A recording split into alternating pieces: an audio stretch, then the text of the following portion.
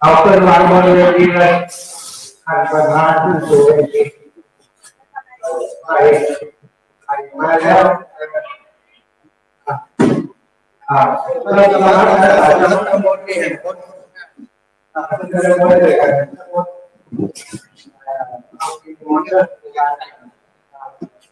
นี่หมดทางในไหมครับ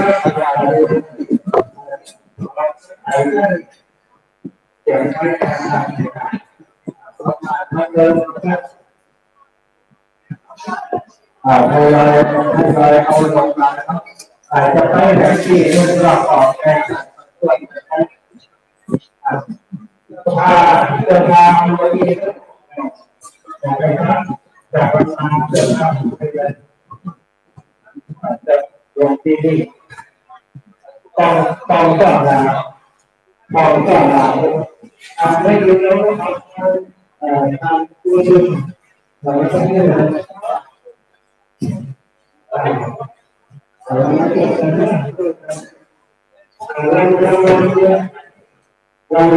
ราเจอกันเราเดินกันเข้ามา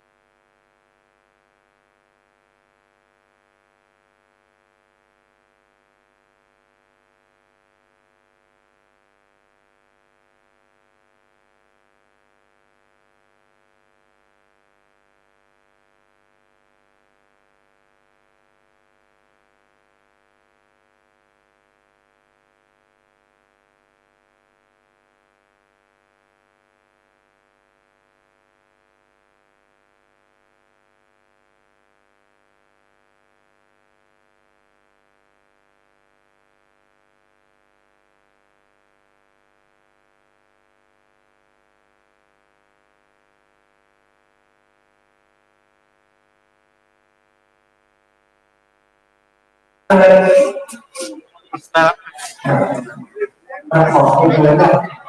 เรื่องแผนที่เอาไปเราเรียนมาเรื่องเขาของเราเรียนความงามต่างๆด้วยเขาดูใครการให้การดูไปแต่ละที่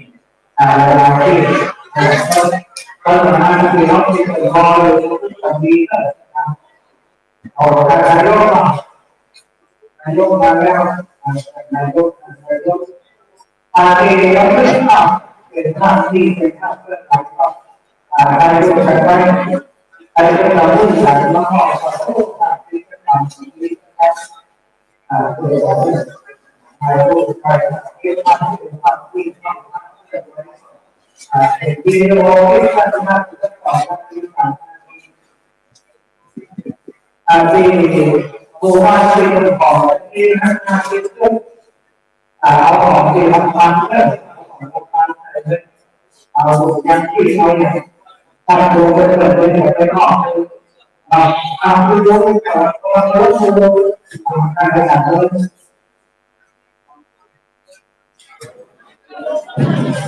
ในเรื่องผู้ที่ได้เราผู้ที่หมายการแก้ไขปัญหาเรื่องเราเรียนได้ท่านด้วยผู้ที่ทำคณะสงฆ์ผู้ที่หมายก็คือในหัวในของแนะนำให้เรื่องของเราที่มาโดยที่ได้มาโดยที่ได้ให้ไว้กับแต่ว่าเรื่องที่พระพุทธเจ้าแก้โดยที่ทำให้เราด้วยร่วมกันไปเรื่อยๆว่าเกิดขึ้นว่าที่ว่าที่ได้ความเดือดร้อนในเรื่องที่มาดูเรื่องการเงินสาวเรื่องสาวเรื่องการ ที่น่าที่นั่นที่เราเราเราหาอยู่เป็นสายเป็นเพราะว่าท่านพระพุทธเจ้าเราเริ่มเจอเราก็คุณทำเรื่องนี้แต่ว่าอยู่ในโลกของที่เราเอาไปเรื่องเรื่องที่เราคือจะเป็นที่หาเราดูหลายที่สุดเลยในสายของการศึกษาที่ทำของเราที่รู้สึกเราต้องการเขาเรื่องการหาเป็นคนแรกก็มีเอาไปดูที่มีอะไรก็จะกว่าก็ดีเลยเอาไปเลยว่าอย่างนั้นตั้งใจของทุกท่านก็จะได้ไปรับเราเป็นความเป็นข้อต่างๆเพื่อสิ่งที่ใจของผู้คนที่ทำเราไม่ได้เป็นเรื่องราวนะครับที่เราไปได้ของมาเรื่องเรื่องได้ในที่เป็นของเรื่องเป็นว่าของหนาวเนาะมันจะมันจะใช้อาจจะเป็นสิ่งที่ทำให้ก็มันจะใช้วิธีที่เราบ้างก็เลยส่งของให้คือเราถึงให้การเราก็ต้องบอกนะเราเรื่องของเนาะเราเราที่สี่ห้าที่ที่ต้องอะไรเนาะผู้ว่าสมุนผู้ว่าสมุนทำเสียงเป็นมาถ้าเราไปแต่ว่าเราเขาต้องใช้งานนะข้างแรกของในที่ที่เราของในที่หลวงพ่อเดินไปมาเราติดต่อได้มาไปดูมาเป็นประธานเลยก็คือที่แล้วของเราก็ต้องเจอจะต้องเจอyang bawa nama sosial kita ini, orang kaya ada dengan ada orang muda kaya, kaya yang karena dengan ada orang, ada orang yang kan,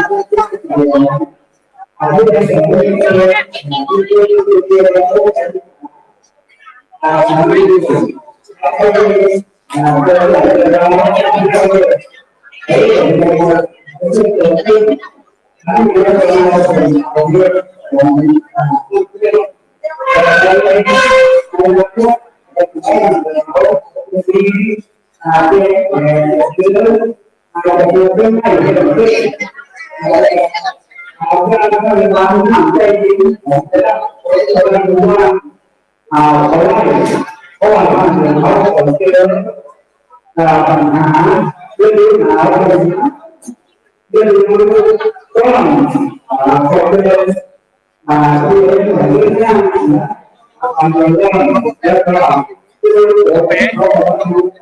di kalau ini phải nói là chưa thể thấy được sau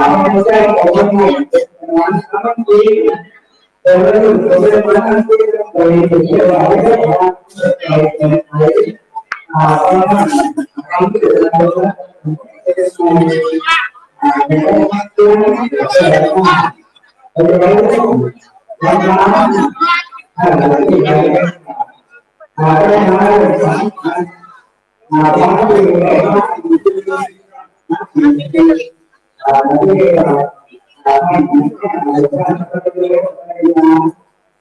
đã được thì tôi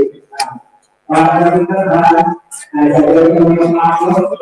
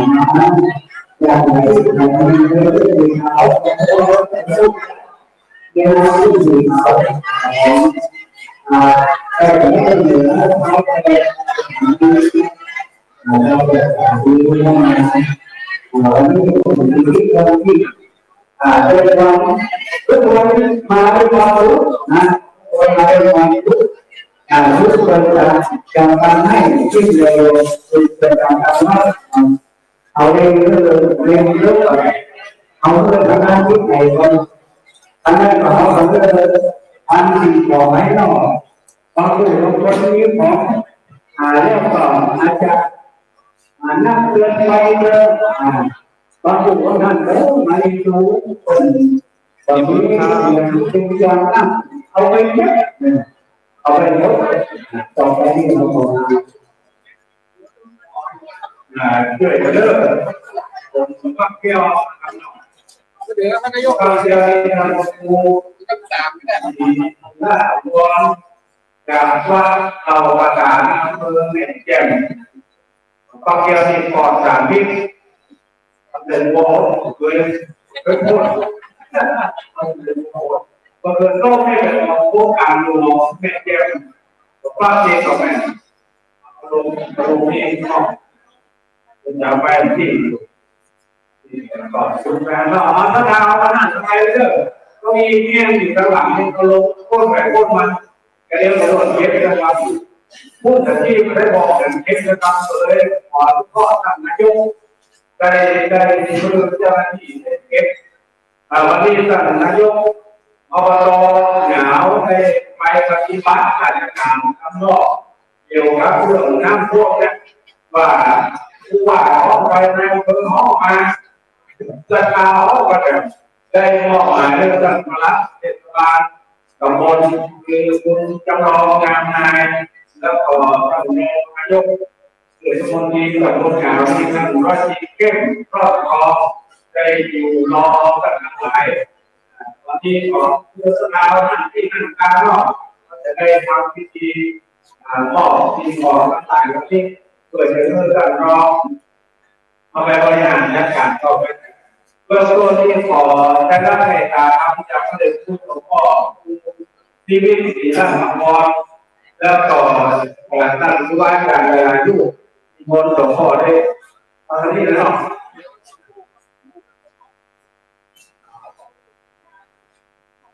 อยู่บนนะครับอยู่บนหลวงพ่อก่อนทุกคนแล้วก็จะมอบนะครับทุกคนแล้วก็จะมอบอยู่บนหลวงพ่อนะครับการหลวงพ่อแล้วก็จะมอบการมอบเช่นเดียวกันรองนายกเป็นคนที่เรื่องเวชาที่มนหลวงพ่อนะครับท่านรองเอลี่เราอยู่วันนี้นะโอ้ถ่ายทอดทำทีวีถ่ายทอดตั้งแต่ที่แล้วก็เสียงนี้ออกไปแปลสำหรับภาคเหนือก็ถ่ายทอดทางสถานีที่ลุกหลายสถานีที่มนหลวงพ่อครับครับจะดูรายการเราอาทิตย์ที่มันตัดไปนะครับ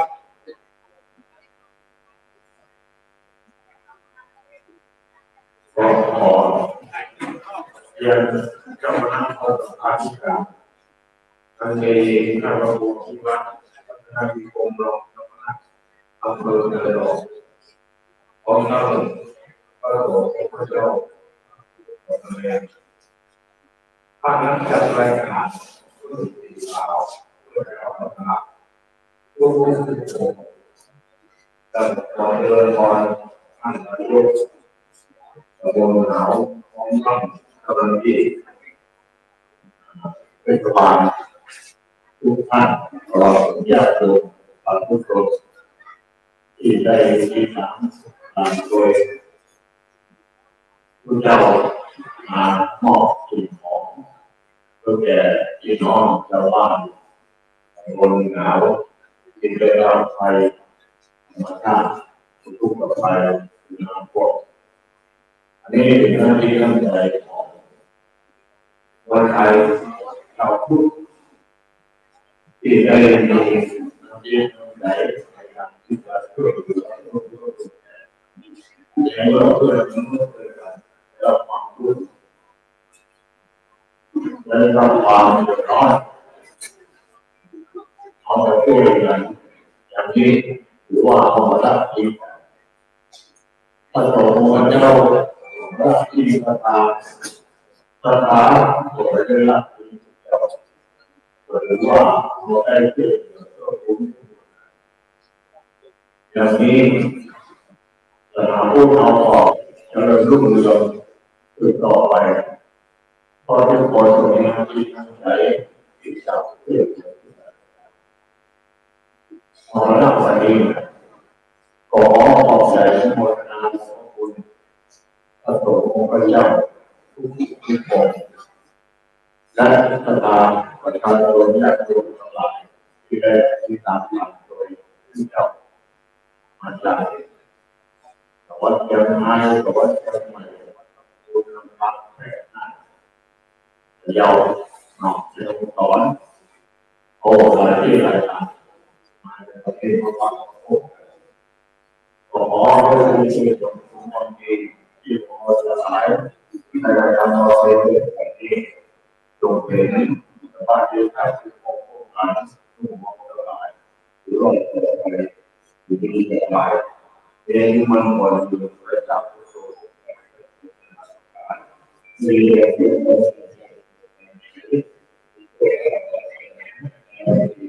นี่ไปทุกคนทำด้วย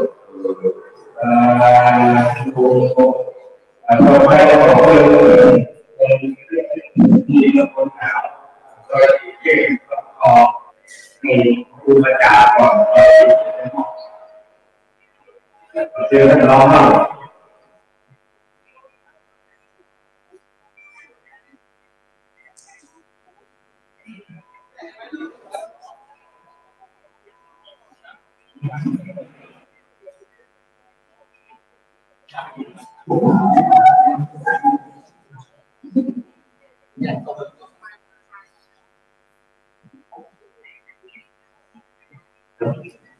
พอการประกาศที่เจ้าคณะโดยมีเราเลยนักดูที่ว่าของเราได้บอกสิ่งเป็นโครงการนี้หลังใจโดยทำการพี่น้องนะครับศรัทธานะครับที่พระอาจารย์ที่เขาเป็นไงครับยังไงนะครับสูงลำบากนะครับแห่งสองที่ได้มานะครับทางมีทางเข้าใจทางบอกนะครับเกิดตัวโผล่ที่โผล่นะครับทุกท่านพี่น้องนะครับชาวเมืองนะครับโดยเฉพาะ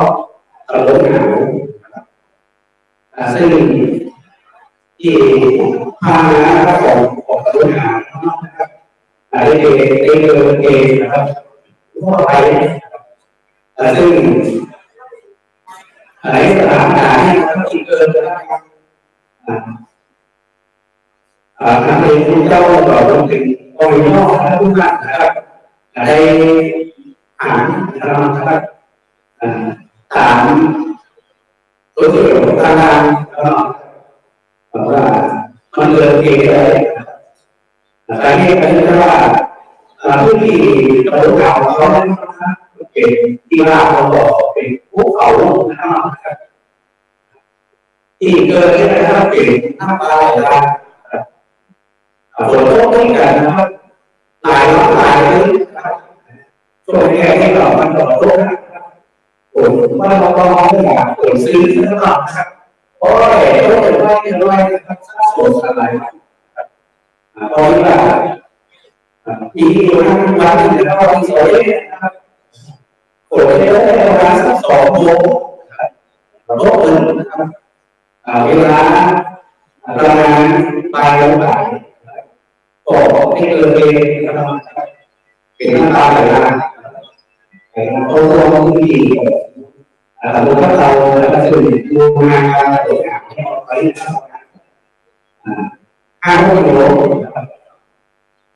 มาก็ต่อนะครับเราไม่ทำงานที่เราจะเป็นไปได้ต่อ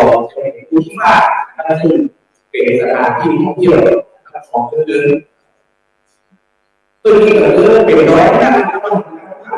ราคาร้อยนะครับก็ขนาดมาดูงานนะครับที่ในหลายโรงเรียนนะครับเกิดขึ้นในเวลาของเราการพูดถึงรายละเอียดนะครับถึงเองที่ประมาณบ่าย2 โมง 15 นาทีเอาของไว้ในหลังนะครับเอาไว้หลังก่อนที่เสียเวลาให้ตัวประชาสัมพันธ์นะครับเขาชี้ที่หลอดนะครับเขาชี้ที่หลอดถ้าเป็นแบบนี้นะครับแต่ที่มาที่นี่ของโรงงานที่นะครับจะมีโปรเซสที่มากขึ้นนะครับเพราะว่าอะไรเพราะว่าเขาเป็นโรงงานนะครับมีเป็นหน้าหนาวครับเป็นหน้าหนาวเนี่ยนะครับเกิดขึ้นที่มือหน้านะครับไหลนะครับไหลจากหัวเตาลงนะครับถึงตัวหนาวนะครับเรียกว่าไหลเป็นน้ำหนาวเป็นน้ำหนาวที่เกิดจากที่มือหนาวนะครับการที่โผล่นะครับไหลจากน้ำนะครับไหลน้ำที่โผล่เลยนะครับแล้วก็ไหลทั้งสองสายนะครับมาต้นนะครับที่โผล่หนาวแต่ถ้านะครับก็เป็นน้ำร้อนนะครับน้ำร้อนไหลเนี่ยก็เป็นน้ำจริงเวลาที่เกิดจากที่บ้านเรานะครับโอ้ยนั่นคือน้ำไหลลงบ้านเราไหลลงบ้านเราที่เป็นเปิดปล่อยน้ำจริงแล้วก็ลดไหลลดกันนะครับตีเกินเป็นน้ำจริงนะครับลดกันน้ำจริงน้ำจริงก็จะไหลลงไปเรื่อยๆนะครับตามกลุ่มทางกลุ่มทางเรื่องของไม่ลงไปหน้าโขงนะครับเองไม่ใช่ของเกี่ยวกับหน้านี้นะครับมันจะไหลขึ้นเหนือนะครับคุณคิดว่าไหลหน้าแผ่นดินแล้วก็แผ่นดินนะครับไม่น่าจะเจอสองหลายนะครับทุกเลยครับหน้าขาวที่เป็นหน้าขาวที่ไหลทางต้องเตาเลยหนาวเป็นกินนะครับไหลนะครับไม่แกงบ่อไหลหรือว่าดูแกงที่กระบอกหน้าหนาวใช้เตาโลกน้ำโขงนะเราก็น้ำโขงต่อจากนั้นนะครับเดินนะครับอย่างหาที่นะครับเอาอะไรสักอย่างนะครับเพื่อว่านะครับถ้าถึงเงินมองนะครับด้วยนะอะไรที่บางส่วนนะครับก็ได้รับความเสียหายนะครับเป็นสถานที่ง่ายนะครับก็จะได้เป็นน้ำนะครับโหดนะครับการใช้ได้รับความเสียหายนะครับยังบอกที่ผมก็ได้นะครับมีงานที่2 ไร่นะครับปีที่เราได้เล่าดูการสอบเพราะว่าเป็นน้ำร้อนนะครับเพราะว่าน้ำร้อนน้ำดูตามกับน้ำดูหน้าต่อที่เราเสียตามชุดในงานมีแต่เสียไม่มีขนาดที่โตแล้วเป็นที่เลือกที่ไหนครับของนะครับร้อนแรกในเรื่องเราต้องการการเลือกอย่าง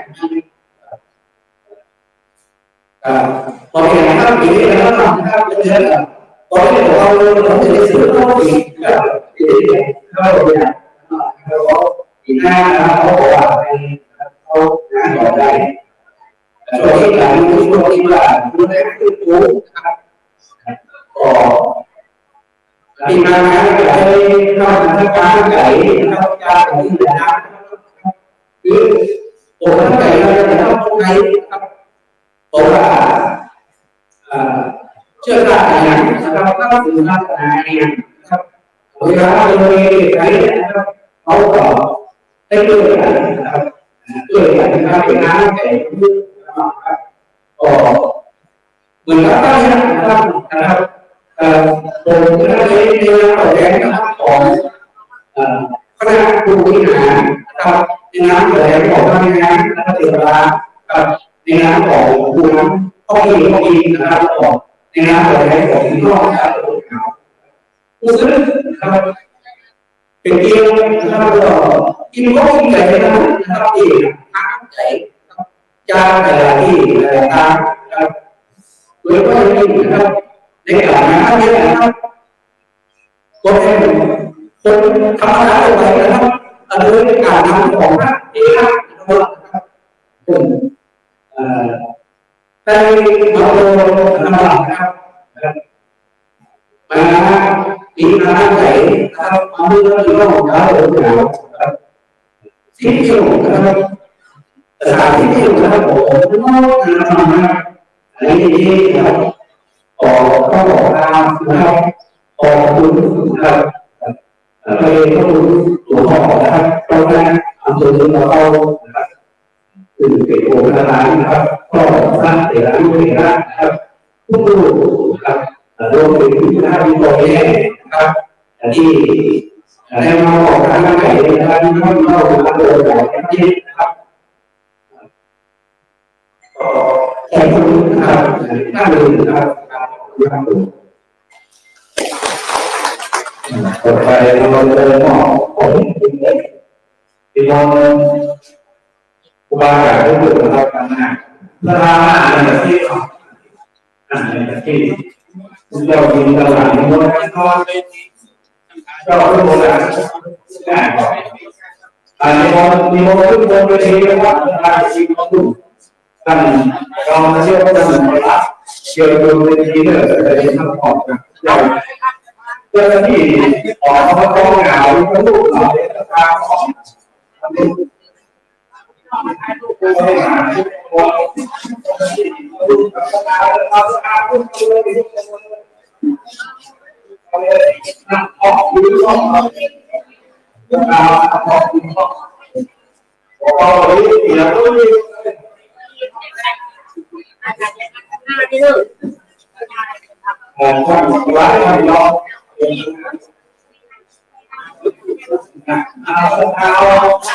คือโมสลายนะ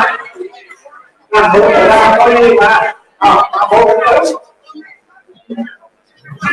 เราไปที่ห้องหนาวต้องไปเลยต้องไปเลยเดี๋ยวส่งต่อที่เหลือก็ไปเลยถ้าส่งผู้บริหารนี่เลยต้องเลือกของผู้บริหารไว้ต้องบอกผู้บริหารอาจารย์ที่ทุกเดือนเราว่าทุกเดือนที่เขาที่นอกมาบอกอย่างนั้นถ้าเอาที่ไหนก็บอกที่บอกข้างหลังเลยหวานนะแค่ต่อสามไปเสียหาเอาหน้าเพื่อนสองสาม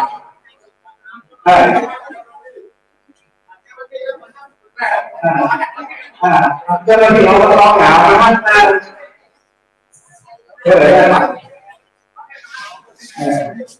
ถ้าตอนนั้นถ่ายกล้องเดียวรู้จักตรงนั้นรู้จักนะ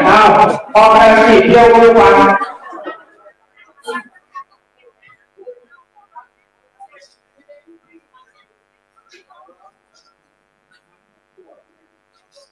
การถ่ายทอดสดคือพี่น้องประชาชนฝ่ายบ้านจองยินดีในความหรือที่มาฟังของคือตำบลหนาวอำเภอที่เราไปมอบตำบลตับเต่าที่ดาวห้าว่าหนาวที่ดาวว่าบ้านที่ได้รับผลกระทบตั้งยุทธเพียงความหนาวบอกเลยตาที่ถ่ายมีที่บอกเลยถ้าดาวตกลงเลยดาว จำนวนเงิน10,000 ครับ250 บาทบวกแห่ง600เพิ่มเติมมาวัดป่าคาอำเภอขุนหารตำบลปราสา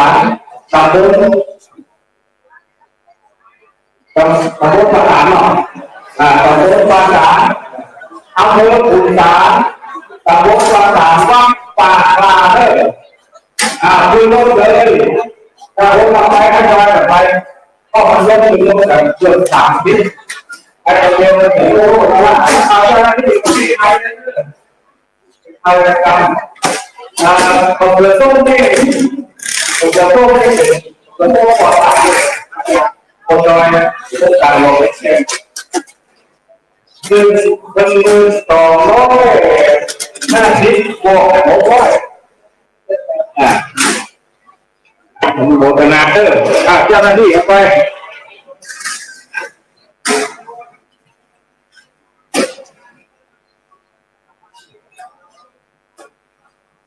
ไม่แต่งตัวตรงไหนตุ้มได้ติดแสดงอะไรนี่